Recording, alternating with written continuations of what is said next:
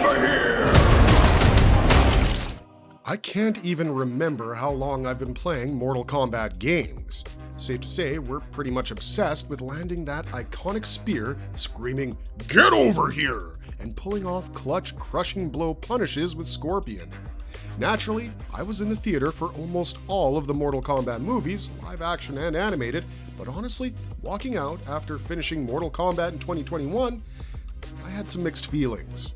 It was supposed to be a reboot of the franchise, but certain things just didn't land, like Raiden came off as somewhat stupid.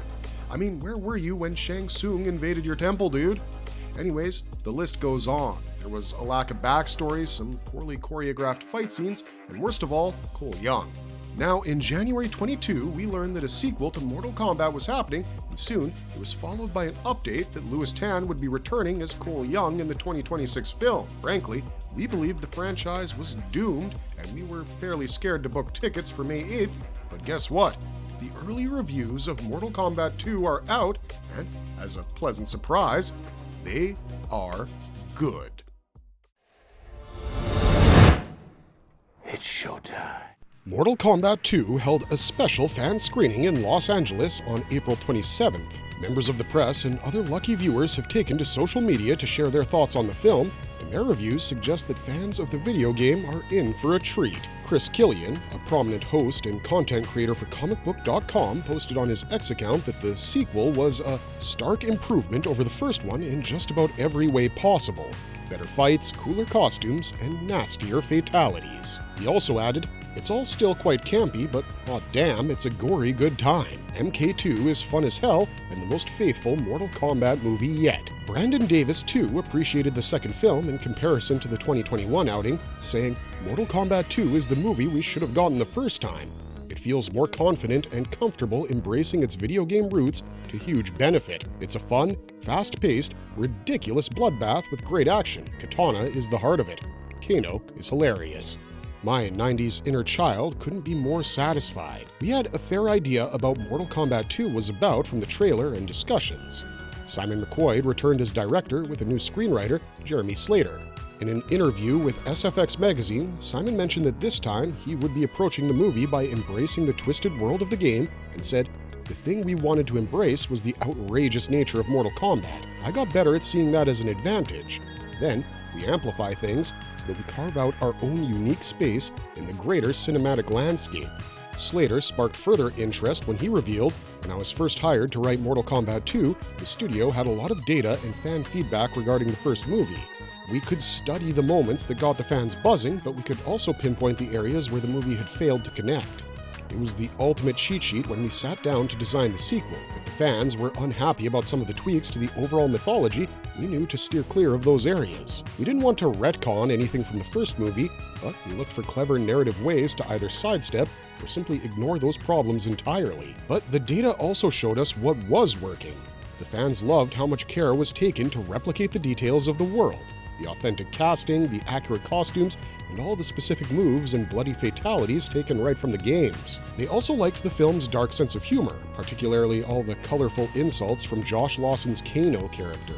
So, for the sequel, we decided to double down on all these areas, creating an adventure with bigger stakes, crazier fights, and even more comedy and action. That was an interview on Substack RE Writing, and yeah, many people are calling the movie a heartfelt ode to fans. We found Shabazz the Movie Podcast saying, "Mortal Kombat 2 pulls its punches when it matters most, but seeing these characters on screen is still a total blast. It's pure arcade energy and features a Liu Kang fight that absolutely rips. A messy ride for sure, but the fan service carries it." An entertainment publication, Multiverse of Color, backed up the fan service claims by writing, "Mortal Kombat 2 is for fans of the game, featuring improved action sequences and gruesome fatalities that will impress." The film's synopsis reads as, "The fan-favorite champions, now joined by Johnny Cage himself, are pitted against one another in the ultimate battle to defeat the dark rule of Shao Kahn, which threatens the very existence of the Earthrealm and its defenders." And true to that, Mortal Kombat 2 has the good guys from the first film defending Earthrealm in a series of lethal fights. Plus, we get Johnny Cage in this movie, and I don't think anything screams "it's for the fans" louder than that. Carl Urban, whom we know from the Star Trek franchise as Dr. Bones and Billy Butcher from The Boys, was roped in for Cage's role, and yes, even though we blindly believe in Urban's acting abilities, we still knew the risks he would be taking walking into Johnny Cage's dangerous shoes. Urban too seemed aware of how high the stakes were, and he spilled to the gamer that, in some of the games, he's the biggest movie star on the planet. And when you start a character from that spot, it doesn't leave them a lot of room to grow or evolve or achieve any sort of goals or dreams, versus starting Johnny from a little bit more of a vulnerable position. A guy who maybe had it all at one point and then lost it, and now is sort of seeing it all slip through his fingers. Allegedly, his two sons also warned him about the role and said, "Oof, big fan base, don't f*** it up." Thankfully, Slater seems to have done justice to the character, and Urban was relaxed while being the face of Cage because he didn't write a character that was fueled by so much ego. This is a very de-spirited character. And it seems to have paid off. Bill Bria, a freelance film critic and co-host of Batpod, shared Chris Killian's sentiment and stated that Mortal Kombat 2 is the movie to best capture the full spirit of the game so far. The fights are gnarly and emotionally charged. Carl Urban's Johnny Cage is a savvy ode to 90s action stars. Adeline Rudolph's Katana is the coolest heroine in the franchise.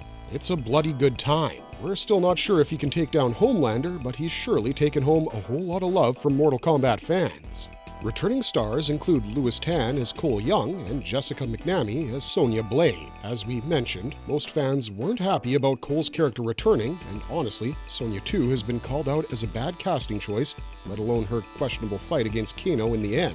But as far as the initial reviews are flowing in, Cole's character has been sidelined with focus on Cage and Katana, who's being played by Riverdale famed Adeline Rudolph. The Emmy-winning producer and interviewer Ash Crossan took to X to say, "Happy to say Mortal Kombat 2 is so much fun. Hilarious, wild, and gory as hell, Katana is the heart, Johnny and Kano are comedy gold.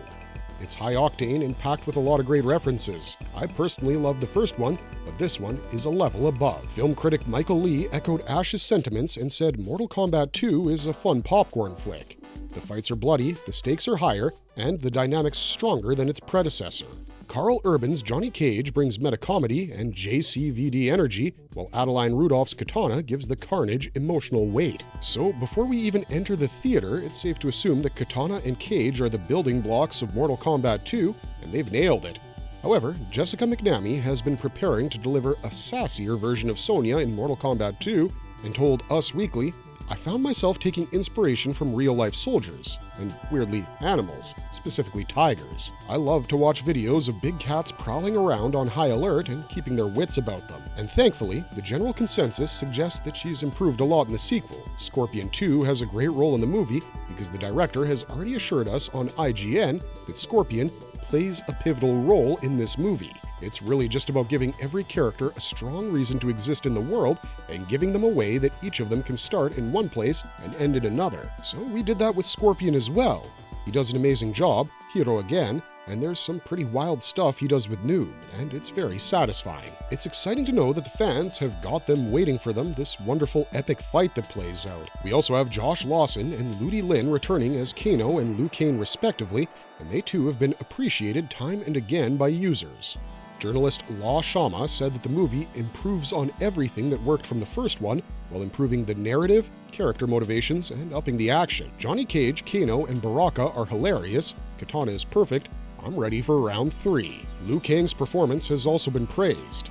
Blu-ray Angel, a digital creator, mentioned #Mortal Kombat 2 is a flawless victory of a sequel, an immense upgrade from the first movie, and could be considered the best entry ever. Carl Urban is Johnny fucking Cage. Liu Kang and his fight scene will have fans cheering. Katana was a smart choice to have as the heart of the story. Other familiar faces include Tadanobu Asano as Lord Raiden, Mekad Brooks as Jax, Hiroyuki Sanada as Hanzo Hisashi/Scorpion, Joe Taslim as Bi-Han, Max Huang as Kung Lao, and Shin Hong as Shang Tsung. Another critic, Andre St. Albin, wrote on X, Baraka and Kano stole the show, but Jax and Liu Kang, alongside Shao Kahn and Johnny Cage, deliver epic big moments, while Scorpion and Noob Saibot scenes are straight-up hell perfection. The fights are brutal and gnarly, fatalities next-level savage, and Sub-Zero mythologies plus MK4 lore connects perfectly.